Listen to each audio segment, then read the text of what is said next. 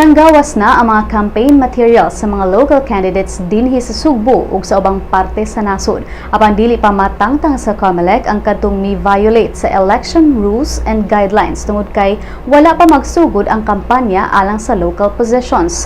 Ang campaign period sa local candidates magsugod pa sa Marso 25, eksakto 45 kaadlaw sa dili pa ang eleksyon.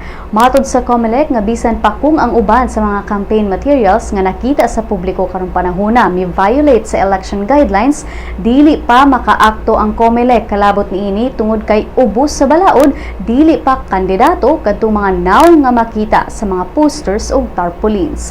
Ubos sa Republic Act 9006 o ang gitawag nga Fair Elections Act, gitugot lang ang pagbutang sa campaign materials dito sa common poster areas nga gi-identify sa COMELEC.